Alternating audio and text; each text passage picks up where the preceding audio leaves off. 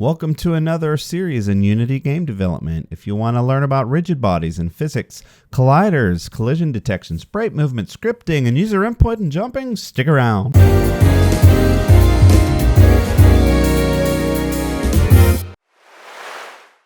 Okay, we'll start out by creating a floor by adding a 2D object. In this case, it will be a square. And what we'll do, we'll just extend this.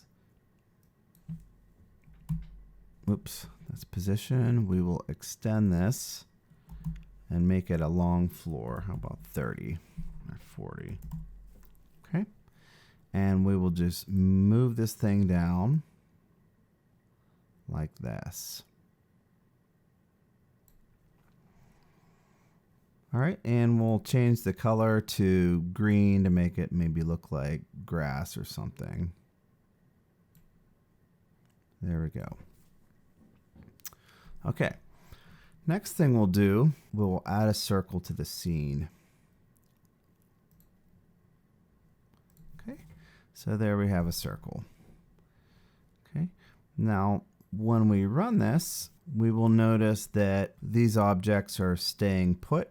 There's no concept of gravity. There's no forces applied to these. So the first thing we're going to look at is something called a rigid body. So when we bring up the circle, we'll go ahead and add the rigid body right here. Now we want to add it as 2D, not 3D. Okay, because this is a 2D game.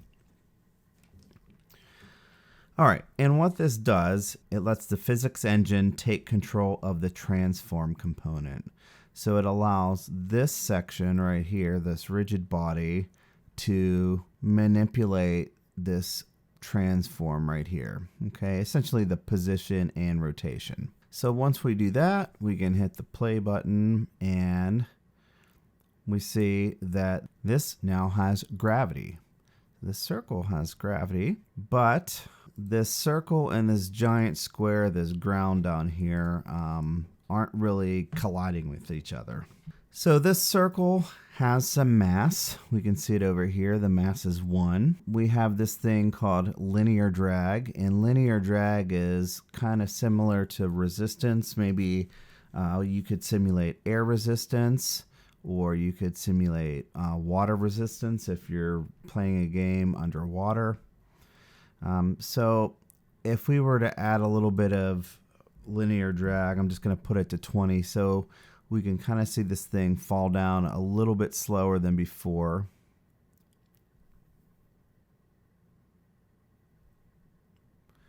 Okay, kind of like making a parachute effect. Okay. So we'll put that back to 0.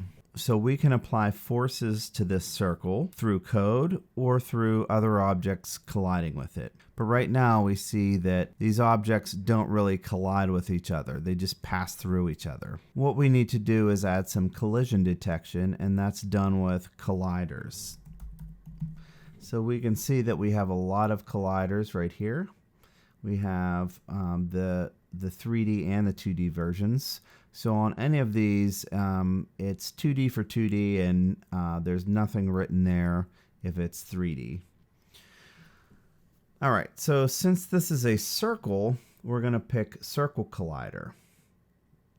Okay, if it's a square, we're going to use box. If it's something other than that, we're going to use a polygon. Okay, so any kind of awkward shape, whatever, we would use a polygon. So anything from a triangle to a star or a car. Okay, we would use that. So let's go ahead and add the circle collider 2D. Okay, now once we do that, we can see that we have a circle collider here. Okay. And we will notice that it falls through again. Okay. And the reason for that is for two bodies to collide together, they both have to have collision detection in them. So we do have a collider on the circle, but the ground, which is a square, does not. Okay, so I'm going to rename this, and I'm just going to call it ground, so it makes more sense to us. You can see that we have no collider over here. Okay, so what we need to do is add a collider there as well.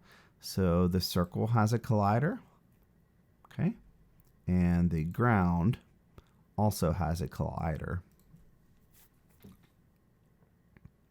So we run this, and now we see that we have the concept of gravity, and we have some ground, and the ball actually stops moving when it hits it. So we have a rigid body and a collider on the circle, and on the ground we only have a collider. All right, and this is why we don't really add a rigid body to the ground. Okay, we don't want the ground to respond to gravity. Okay, if we do that, we add a rigid body to this, our ground will also drift away once we start. Okay, so you can see that right there, right? So we don't want that to happen. So we can go ahead and get rid of this rigid body. So we can make it collide with things, but not necessarily react to physics, right? So this downward force that this circle is putting on the ground will not cause the ground to move. Okay, gravity will not cause this ground to drift down off the screen. So let's just go ahead and add another sprite here, and this will be a triangle. Okay, and we'll put the triangle here, and we'll offset it a little bit like that. Okay, and we will go ahead and line it up with the ground here like that. Okay, and when we run it, what do we see? Well, it completely ignores the triangle, and that's expected because the triangle does not have a collider. So let's add a collider to this. Okay, so this would be a polygon collider, 2D. Okay, now we'll see the circle react, right? The circle reacts, okay, and that's what we wanted. Now we're treating this as an immovable object, right? Because we did not make this triangle have any physics to it. There's no rigid body on it. So if we were to add a rigid body, the ball would cause this triangle to probably scoot over a little bit once it hits it. So we'll do that. Okay. And we see the triangle move over just a little bit whenever the ball hits it. Okay. Now, if we consider the mass of both of these, we look at the circle. The circle has a mass of 1. The triangle has a mass of 1, right?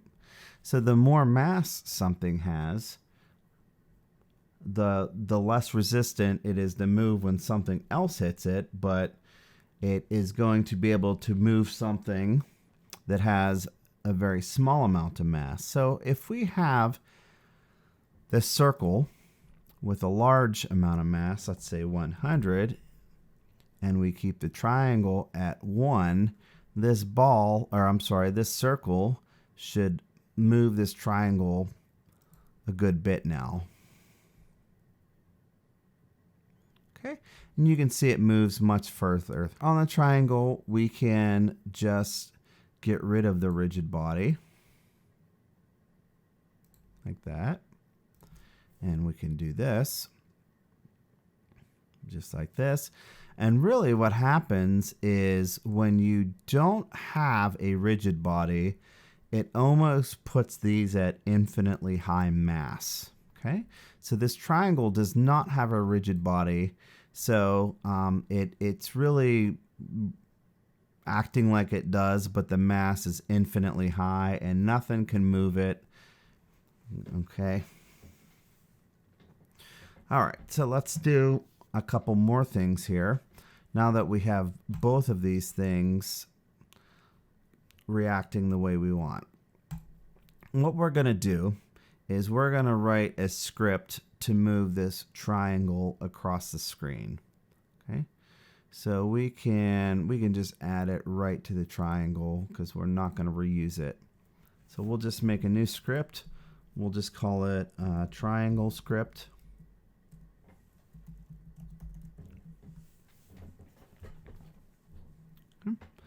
We'll open it up. Okay, and we see the script right here. Inside update, we are going to say that we want to grab the transform component. And we want to just move this thing left. So we'll make a vector 2. Okay, whoops, sorry. This is a... Actually, no. We'll go ahead and move it by -5 each time. Okay, we did not multiply it by delta time, right? Okay, now we have it moving rather slow. So let's move that at least 5 times faster. So let's move it by 5 every time. Okay, and we can see that the two are interacting. What we want to do now is let's go ahead and put the circle a good bit to the left, and we can make some sort of game where we have to jump over it, jump over the triangle. Okay, so there's a couple things we need to do. We need to get some user input, and then we also have to make this thing jump. Now I'm going to leave it in the air and just let it fall down. I think it's kind of cool. Write a script for the circle. This is kind of like our player. Okay, so we'll go ahead to this thing and we will add a new script called circle script.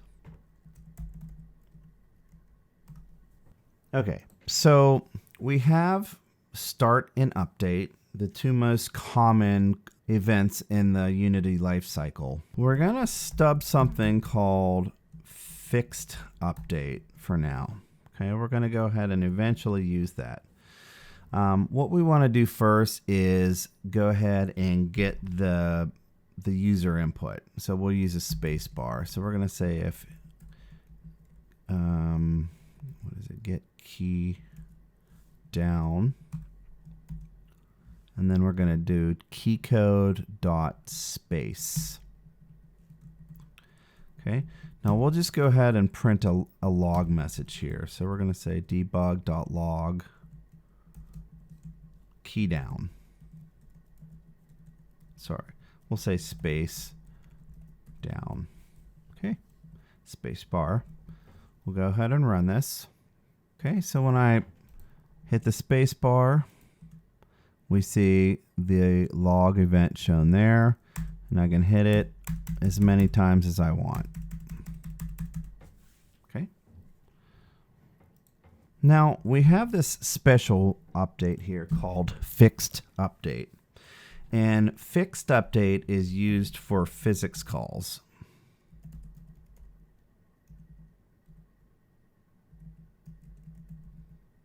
Okay. So we want to apply a force to the circle every time we touch the space bar. Okay. And since we're using rigid bodies, that is physics, since we want to apply a force to it, we would want to use fixed update. Okay. Now the difference with fixed update and update, this is called once per frame. Okay. Now with physics might be happening faster than your frame interval. Okay, so if you have a bullet firing very quickly, that bullet's movement is going to want to be updated quite often. So sometimes once per frame is not fast enough to do the physics calculations. Fixed update is called 0, once, or even more than once per frame. So let's do this. Let's comment out and let's go ahead and put the same code down here actually. Okay, and let's look at this space down event. Okay, so I'm calling my keyboard input in fixed update. So we run this, and let me clear this log. I'm gonna tap it. There it registered. Still not registering. Tap. I'm hitting the space bar over and over. It's still at 1. Right? Up. Now it's at 3, 4, 5, 6. Nope, didn't. Right? So I can hit the space bar many times and we notice it just simply does not respond. Right? Sometimes it responds, sometimes it doesn't. So what's happening, the keyboard is not properly registered inside fixed update because it's looking for physics calls inside here. Okay? So what we need to do is keep the user input in update and then do the physics calls down here in fixed update. So what we'll do, we will make a variable called space bar down. Okay, like that. And we will set it in here because we know this is going to be reliably activated in update. Okay. Now, when do we unset it? Well, we're going to unset it, or we're going to set this back to false down here once we apply a force to the circle. Okay. So we'll do this. If the space bar is down, okay, we'll say this is going to be the jump. There's 2 ways to perform a jump when we're dealing with rigid bodies. One would be to apply a force. Okay. Another one would be just to edit its velocity, or edit its position, sorry. Edit the position. Okay. So when we look at this, this is a triangle. It has a collider. Okay. But it doesn't have physics on it, right?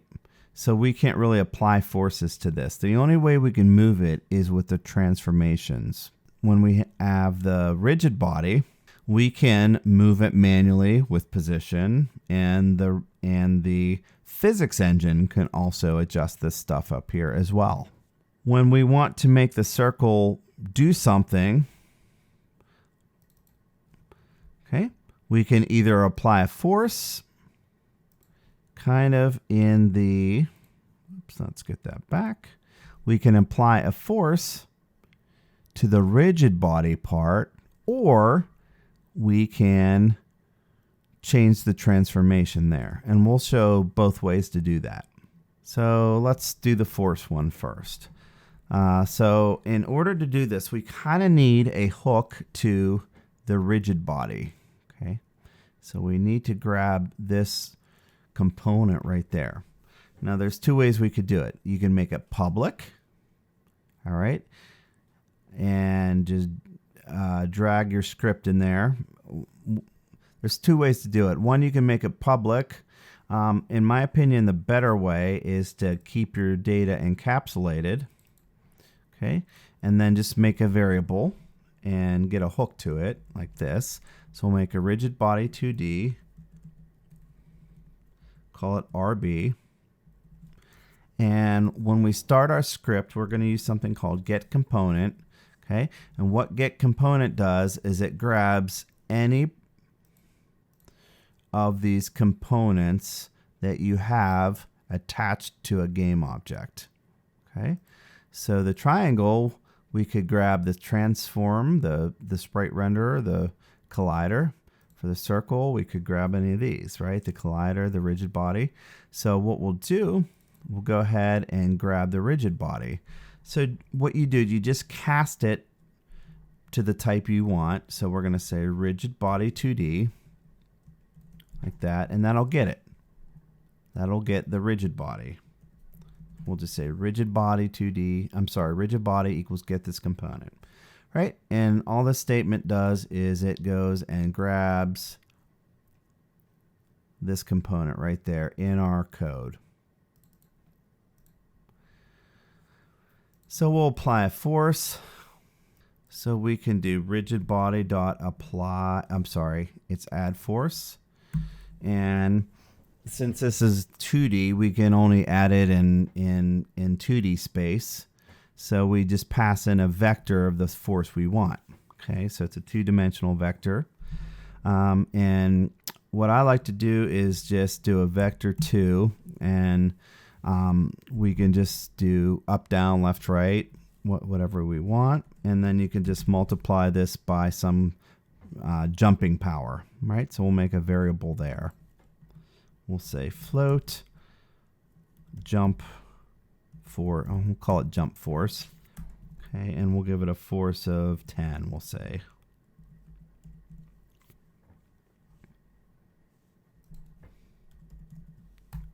Just like that.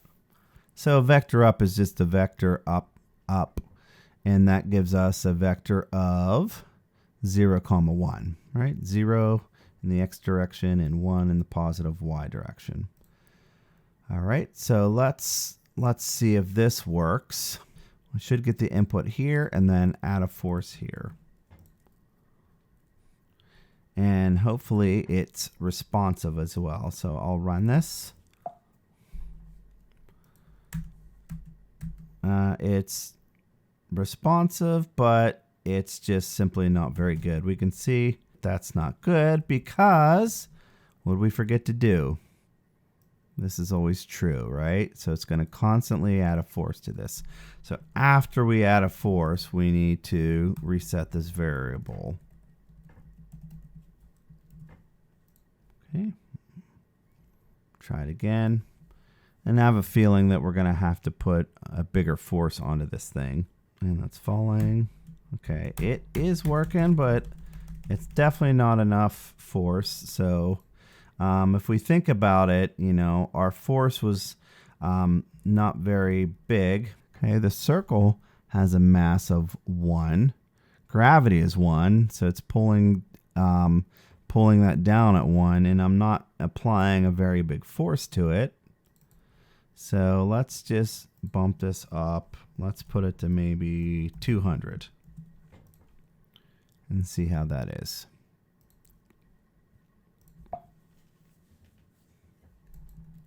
Okay, it's responsive, right? You can see that. Now I'm going to cheat, and I can keep jumping like that over and over again, right? But we can see every time I press it, press, whoops, press, right? We see that go up. So we are properly getting the key down. And if you wanted to, you could even log it in here because that's the real one. And I'll just hit the space bar 5 times. 1, 2, 3, 4, 5. And we can see that goes up to 5, right? So everything's working like we want it. So to implement a jump, we can either apply a force to it, or we can change its velocity, right? And we're still affecting the rigid body, okay? So we could do RB, which is our rigid body, and we could just set its velocity to be going up, okay? So we could use a vector 2, all right? And we would not want to change its x velocity. So however we're moving right and left, just keep it as is. And then we can, let's call this jump speed, because a speed is different than a force. So when we apply a force, it's going to move at some speed up. So what we're doing here is directly setting the speed. So let's say jump speed. So this is another way we could do this. And let's just move it 10 units up. Oops.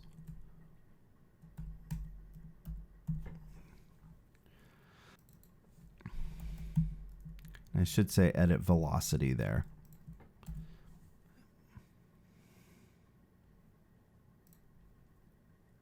Okay, so let's run this. So I'll immediately make it go up 10 units, right? Okay. Notice that the triangle does not fall when it gets to the end, right? That's because it does not observe gravity, right? So of course we could make the triangle do that. We could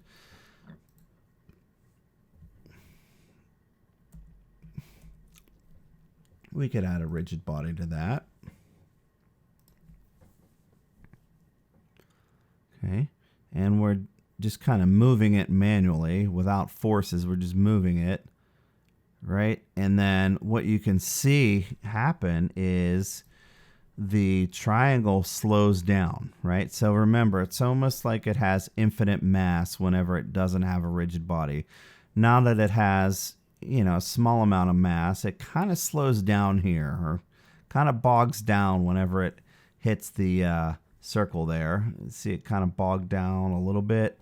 Okay, so even though I'm manually setting the position, it's just kind of fighting it. So it's not really the best way to do that. Right, so really there's no need for us to have a rigid body on the triangle. We want to just treat that as an item with infinite mass.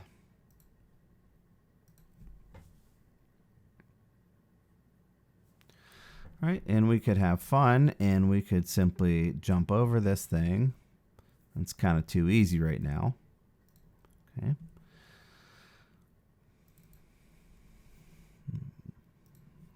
That might need lowered a little bit. Make this a little bit more challenging.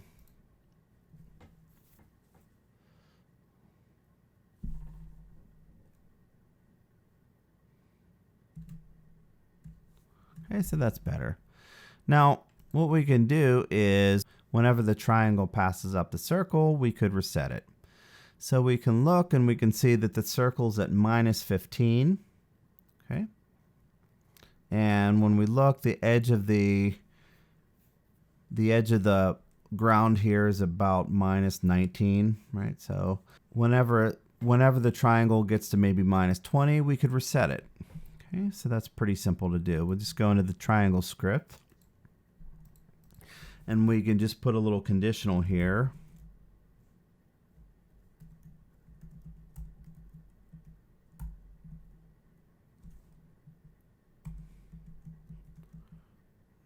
I think we said -20, right? Yeah, we said -20. What we want to do is do a transform and set its position equal to, so we'll go ahead and reset this to 15, and then we want to just leave the height wherever it's at. So what we can do is this. Okay, so we can get the X or Y, but when we set it, we want to just set it with a whole vector here like this. So that should reset this triangle every time.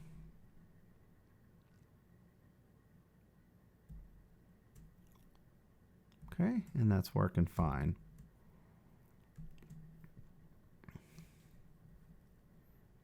Okay. All right, and of course what you could do, you could make this interesting and you could make it get closer every time, right? So you can just keep a member variable here to be 15. And every time we run this, every time it resets, we can do something like this, right? Subtract 1 from it, right? Now, obviously, if we ever get to the other side of the ball, we would want to reset it, or maybe we win the game. All right.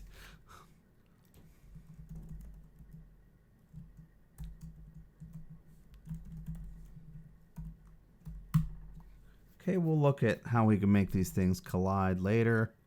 you're going to win no matter what. So even if you fail, because we don't have any kind of collision detections on this.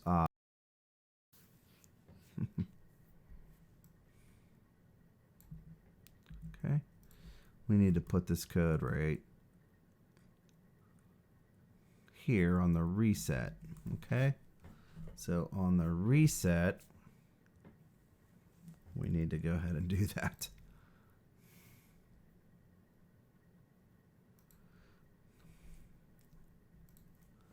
All right, so it starts over there somewhere. So I jump this, right? Looks okay. Okay, so it's getting closer every time. We're gonna have to speed this up. I can still cheat like this. Whoops. No. All right, and we can make it even more fun by making a speed value, and it starts out at 5.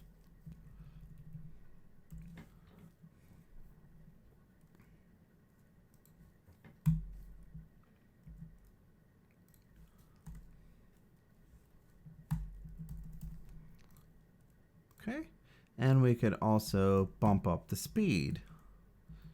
Okay. Every time it resets, right? So it gets closer and faster every time.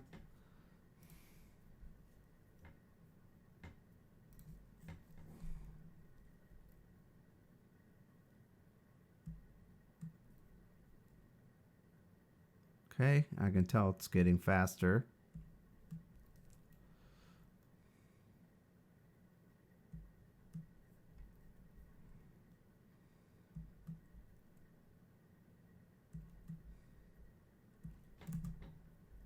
Oh, shoot. Okay, so we won. Okay, so we can look at detecting when these two things collide. You can either have the circle detect the triangle or have the triangle detect the circle. I'm going to do the circle because we could have potentially a lot of objects coming, right? And we only have one player, so I would want to write the code in there. Okay, so we can do this. We can say on collision enter. Okay, on collision enter. And what this does is it passes in the object that it collided with. So in our case, this triangle would be passed into the circle on this event. What we need to do is somehow identify that this is a triangle or this is a bad guy or an enemy or whatever. So what we're going to do, we're going to tag this thing right here. So we're going to go to triangle, and then we're going to look up here. This tag is kind of like extra metadata that we can go ahead and attach to any object, right? So these are some common tags that can be used. Okay, I'm going to add my own custom tag, right? So you can just add a list of any tags you want. So I'm going to just call this enemy, right? So any enemies, maybe lots of triangles or squares or whatever, we want to just tag with an enemy. And what's going to happen is anytime that we get, let's make sure that in there. Anytime that a circle collides with any object tagged with an enemy, okay, we can just have some common code that deals with that. So this is pretty easy to do. So we're going to do collision dot game object. So this would be the triangle itself. Now we could actually get the type of it, right, if we wanted to, but most commonly we just go ahead and just look at the tags like such. And this means that we lost, right? So what I'm going to do now is I'm just going to make it very, very visible for us so we can see whenever we fail. And we'll just stop the clock and we lose. The game's over.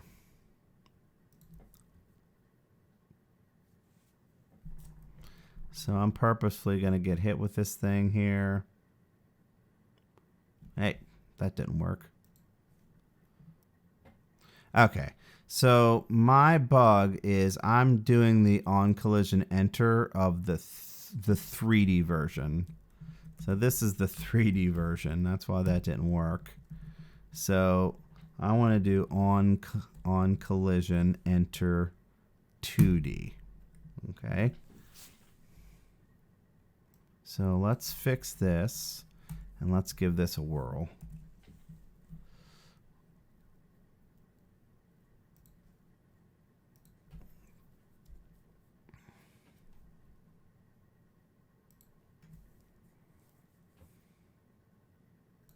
Select the tag.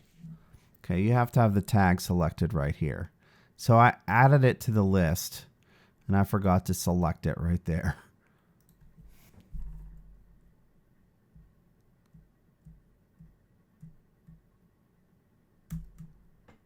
Look at that. That is skill.